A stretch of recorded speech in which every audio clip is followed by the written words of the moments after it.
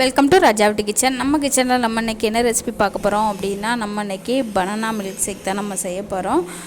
Already ஏற்கனவே நம்ம அந்த ரெசிபி அப்லோட் பண்ணியிருக்கிறோம். கொஞ்சம் வித்தியாசமான முறையில் செய்ய போகிறோம். வாங்க எப்படி செய்யலான்னு பார்க்கலாம். வாங்க வீடியோக்குள்ளே போகலாம்.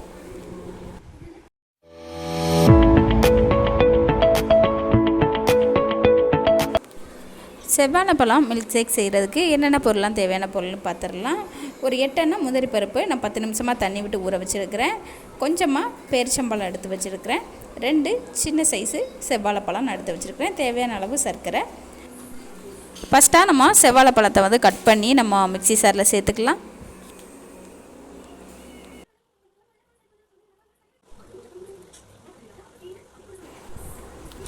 அவ்வளோதாங்க, நம்ம செவ்வாழைப்பழத்தை கட் பண்ணி நம்ம சேர்த்துட்டோம். நம்ம ஒன்றா சேர்த்துக்கலாம்.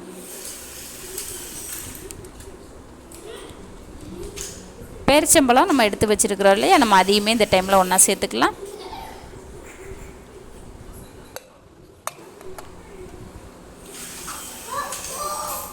அடுத்ததாக ஒரு 3 டேபிள் ஸ்பூன் அளவுக்கு நம்ம சர்க்கரை சேர்த்துக்கலாம். உங்களுக்கு இனிப்பு எந்த அளவுக்கு வேணுங்கிறத பொறுத்து சர்க்கரை சேர்த்துக்கோங்க.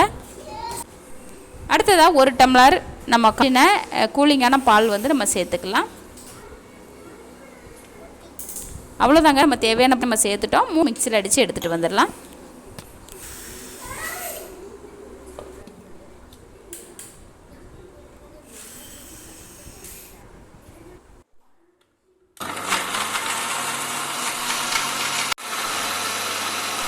அவ்வளோதாங்க, நம்ம மிக்ஸியில் அடித்து எடுத்துகிட்டு வந்துட்டோம். நம்ம டம்ளரில் சேர்த்துட்டு பரிமாறிக்கலாம். அவ்வளோதாங்க, சூப்பரான டேஸ்டியான ஹெல்த்தியான நமக்கு செவ்வாழைப்பழம் மில்க் ஷேக் சூப்பராக நமக்கு ரெடி ஆகிடுச்சு. இந்த வெயில் காலத்தில் இது போல் ஹெல்த்தியான ஜூஸ் செஞ்சு அடிக்க சாப்பிடுங்க. ரொம்ப ஈஸியான ஒரு ரெசிபி, புதுசாக பழகிறவங்க கூட ரொம்ப ஈஸியாக செய்யலாம்.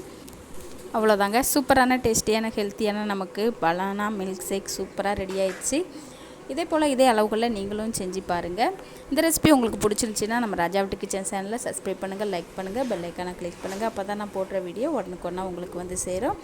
அவ்வளோதாங்க, சூப்பராக நமக்கு செவ்வாழைப்பழம் மில்க் ஷேக் சூப்பராக ரெடி ஆகிடுச்சு. இதே போல் நீங்களும் செஞ்சு சாப்பிட்டு பார்த்துட்டு எனக்கு கமெண்டில் சொல்லுங்கள். நன்றி, வணக்கம்.